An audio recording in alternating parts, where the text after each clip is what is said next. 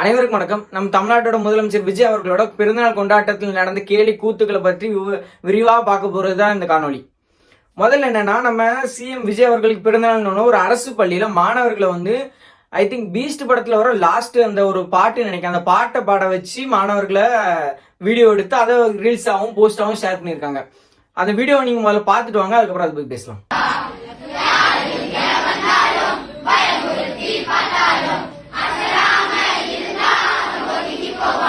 அதாவது இந்த மாதிரி ஒரு சினிமா பாட்டை மாணவர்களை அதுவும் பள்ளியிலேயே பள்ளி சீருடையில ஒரு பாட வச்சு அதை காணொலியை பதிவு செஞ்சு அதை சோசியல் மீடியாவில் போடுறாங்கன்னா இவங்களை தற்கொலை என்னன்னு சொல்லுவாங்க, அறிகுறி ஆச்சரியக்குறி அப்படிமாங்களா?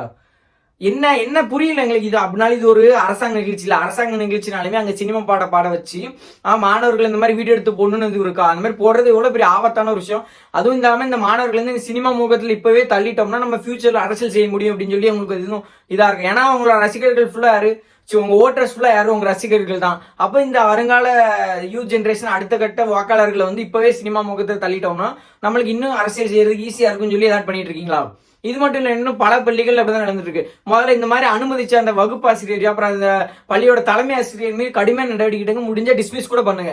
ஏன்னா இது ஒரு அரசு பள்ளியில போய் மாணவர்கள்ட்ட இப்படி பண்ற ஒரு செயல் எந்த மாதிரியான ஒரு செயல். அது மட்டும் இல்லாம இன்னொரு பள்ளியில விஜய் அவர்களை இம்ப்ரெஸ் பண்றதுக்கா இல்லை என்னன்னு தெரியல, இல்லை அந்த அங்க உள்ள எல்லாருமே தாவைக்கு ஆதரவாளர்கள் என்னன்னு தெரியல, விஜய் அவர்களோட உருவத்தை கிரவுண்ட்ல ஏதோ போடியோ இல்லை ஏதோ மூலியமா வரைஞ்சி அதுல லைனா மாணவர்களை உட்கார வச்சு அவரோட முகம் தெரியுற மாதிரி ட்ரோன் ஷாட் எடுத்திருக்காங்க. அதாவது அந்த வெயில்ல அந்த மாணவர்களை உட்கார வைக்கிறோம்னு ஒரு பேசிக் சென்ஸ் இல்ல, ஸ்கூல்ல இப்படி பண்ணலாமான்னு சொல்லுங்கிற அந்த அறிவு இல்ல, எதுவும் இல்ல. முட்டாள்தனமா மாணவர்கள் அங்க உட்கார வச்சு இப்படி காணொலி எடுக்கிறோமா, இது பின்னாடி பிரச்சனை ஆகுமா, இல்ல மாணவர்களோட பெற்றோர்கள் நம்மளோட பிரச்சனை பண்ணுவாங்க அப்படின்னு சொல்லி எந்தவித அறிவு இல்லாம, அடிப்படை அறிவு கூட இல்லாம இந்த மாதிரி ஒரு பள்ளி நிர்வாகம் பண்ணியிருக்கு. இதுக்கு என்ன நடவடிக்கை எடுத்திருப்பார் சிஎம் சார்? ஒன்னு எடுக்க பரவாயில்ல, சூப்பரா பண்ணியிருக்காங்களே, அவன் அச்சுக்காரனும் இதுக்கெல்லாம் சப்போர்ட் பண்ணியிருப்பான். என்னதான் இதுதான் அவங்களோட மாற்று அரசியலா? இப்படி மாணவர்களை கேலி கூத்துக்களுக்கு அவங்கள ஆட்படுத்தி அவங்கள இந்த மாதிரி செய்ய வைக்கிறது தான் அவங்களோட மாற்றம் அரசியலா? என்னதான் ஆச்சுன்னு தெரியல. இது எப்படி சொல்லணும்னா, ஏதோ இவர் மட்டும் தான் இந்த உலகத்திலே பிறந்து பிறந்தநாள் கொண்டாடுற மாதிரியும், இவர் ஒரு சிஎம் தான் சரிங்களா, அந்த தமிழ்நாட்டு மக்கள் ஆளக்கூடிய ஒருத்தர், நிர்வாகத்துக்கு பண்ணக்கூடிய ஒருத்தர் சிஎம் பதவியில் உட்கார வச்சிருக்கோம். அதுக்கு அவர் நம்மளுக்கு கடவுள் மாதிரியும் எல்லா அவங்க என்னன்னாலும் பண்ணிக்கலாம், பொதுமக்கள் யாரும் எதுவும் கேட்க மாட்டாங்க, எதுவும் நினைச்சிட்டு பண்ணிட்டு இருக்காங்களா? மாணவர்கள்ட்ட போய் இப்படி பண்றதுக்கு உங்களுக்கு யார் அதிகாரம் கொடுத்தா? உங்களுக்கு அடிப்படை அறிவு இருக்கா? இப்படி பள்ளிக்குள்ள போய் இப்படி பண்றோமே, மாணவர்கள் இப்படி பண்றோமே அப்படின்னு சொல்லி ஒரு அடிப்படை அறிவு இருந்தால் அது பண்ணிருப்பீங்களா? அது மட்டும் இல்லாம இன்னொரு பள்ளியில் என்னன்னா, வகுப்பறையில போய் நம்ம சிஎம் அவர்களோட புகைப்படத்தை மாற்றேன்னு சொல்லிட்டு அங்க போய் ஒரு ரீல்ஸ் எடுத்து போட்டுக்கிட்டு அது அவருக்கு கட்சி நடவடிக்கை எடுத்து அவர் பொறுப்பு நிற்கிருக்காங்க. அதை நம்ம பாராட்டுறோம். ஆனா இந்த மாதிரி தொடர்ச்சி அதுக்கப்புறமே நிறைய சம்பவம் நடந்துட்டு இருக்கு. தொடர்ந்து பள்ளியை நோக்கி தான் இவங்களோட இது இருந்துகிட்டே இருக்கு. அது ஏன்னு தெரியல. அடுத்த ஜென்ரேஷன் வாக்காளர்கள். அப்புறம் இன்னொன்று முக்கியமான விஷயம் என்னன்னா, இந்த குழந்தைகளை இன்ஃபுளுன்ஸ் பண்ணிட்டோம்னா அவங்க வீட்டுல போய் நமக்கு தாவைக்காக பேசுவாங்க, தாவைக்காக இன்ஃபுளுன்ஸ் வாங்க அப்படின்னு சொல்லிட்டு எதுவும் பண்ணிட்டு இருக்காங்களா என்னன்னு தெரியல. என்னதான் ஆச்சோ தெரியல. இன்னொரு இடத்துல இருந்தா விஜய் மாமா வாழ்க்கைன்னு சொல்லி குழந்தைங்களை வச்சு பேச சொல்லி அதை ரீல்ஸா எடுத்து போடுறாங்க. இன்னொரு இடத்துல மறுபடியும் ஸ்கூல் குழந்தைங்கிட்ட போட்டோ கொடுக்குறாங்க. அவங்க குழந்தைங்கள்லாம் சேர்ந்து கிளாஸ் ரூம்குள்ள அதை வச்சு ஆடிக்கிட்டு பாடிக்கிட்டு இருக்காங்க. ரோட்ல என்ன பள்ளி சீருடையோட ஒரு பையன் தாவைக்கு குடிக்காம இந்த ரோட் நடுவில் டிவைடர்ல ஒரு இது வச்சிருப்பாங்களா, பாதுகாப்புக்காக இது வச்சிருப்பாங்களா, அதுல போய் ஸ்கூல் யூனிஃபார்மோட கட்டிட்டு இருக்கான். எந்த மாதிரியான அரசியல் இதான்? நீங்க சொன்ன மாற்று அரசியல்லாம் சொல்லிருங்க, நாங்க வாயை புத்திக்கிட்டு இருந்துரும். இது என்ன எவ்வளவு கீழ்த்தரமான கேவலமான விஷயம் யோசிச்சு பாருங்க. பள்ளி மாணவர்களை வச்சு நம்ம இப்படி பண்றோமே அப்படின்னு சொல்லிட்டு எந்தவித அடிப்படை அறிவு இல்லாம பண்ணிட்டு இருக்கோம். இதை பண்றதுக்காக தான் தாவைக்கு ஆட்சிக்கு வந்துச்சா?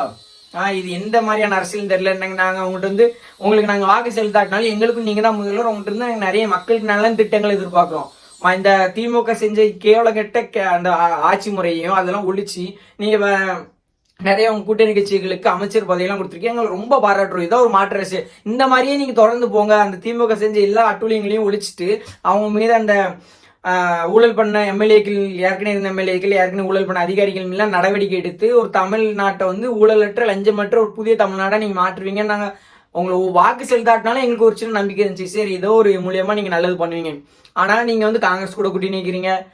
இந்த மாதிரி எப்படி சொல்ல வாக்குறுதிகள்லாம் இப்ப அதாவது தமிழ்நாட்டுக்கு 10 லட்சம் கோடி கடன் இருக்குன்னு முன்னாடியே எல்லாருக்கும் தெரியும். அது தெரிஞ்சுமே தான் நீங்க வாக்குறுதிகள் கொடுத்தீங்க. இப்ப என்னன்னா அந்த கடன் இருக்கனால எங்களால வாக்குறுதி நிறைவேற்ற முடியலன்னு சொல்லி இன்னொரு உருட்டுறீங்க. அப்ப என்னதான் மாற்று? இந்த மாதிரி பள்ளி குழந்தைகள்ட்ட இந்த அரசியல்ல சினிமா முகத்தை திணிக்கிறதா மாற்றா? அப்ப நீங்களே இதுல இருந்து ஒத்துக்கிறீங்களே, நாங்க வந்து சினிமா மூலமா தான் இந்த அரசியல்ல ஜெயிச்சோம் அப்படின்னு சொல்லி. ஏன்னா அவன் ஸ்கூல் குழந்தைங்கிட்ட போய் எப்படி சொல்ல, நீங்க செஞ்ச நல்லதை பேசலாம், இனிமேல செய்ய போறதை பேசலாம். மாணவர்களுக்கு நாங்க என்னென்ன நல்ல திட்டங்கள் வச்சிருக்கோம்னு சொல்லிட்டு அந்த மாணவர்களுக்கு எடுத்து சொல்லலாம். நீங்க வந்து படிப்பு நல்லா படிங்க, உங்களுக்கு கவர்மெண்ட் வந்து இந்த உதவிகள்லாம் பண்றேன்னு சொல்லி அதை வெளிப்படுத்தலாம். அது மாதிரி எதுவும் பண்றது இல்ல. போயிட்டு சினிமா பாடல்கள் அவங்கள பாட வைக்கிறா. அப்போ இதுல இருந்து என்ன தெரியுது, சினிமானாலதான் உங்க ஆள் ஜெயிச்சிருக்காரு, சினிமா அறிவு மட்டும்தான் அவங்களுக்கு இருக்கும், தாவைக்கான சினிமா அறிவு மட்டும்தான் இருக்குன்னு வெளிப்படுத்துறீங்களா?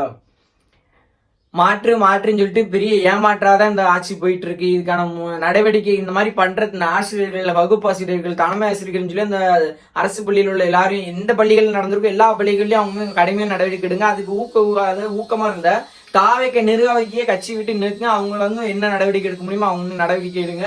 நீங்க நடவடிக்கை எடுப்பீங்கன்னு நம்புறோம். உங்க மாற்று அரசியல இன்னுமே சிந்திச்சு எதெல்லாம் மாற்றலாம், இந்த ஊழல் திமுக இருந்து நம்ம எதெல்லாம் மாற்றி மக்களுக்கு நல்லது செய்யலாம் சொல்லி சிந்திச்சு செயல்படுங்க. உங்களோட ஆட்சி சிறப்பா அமையணும்னு நாங்கள் நம்புறோம். அப்படி இல்லை நீங்களும் இந்த திமுக மாதிரி தான் நீங்களும் பண்ணுவீங்கன்னா எந்த மாதிரியான மாற்று இந்த இடத்துல மக்கள் அடுத்த தடவை உங்களுக்கு பெரும் பாடகத்தை புகுத்துவாங்க. அதனால உங்க இருக்கிற 5 வருஷத்தை ஒழுங்கா நல்லபடியா மக்களோட நலன் கருதின ஆட்சியா நீங்க செயல்படுங்க. நன்றி.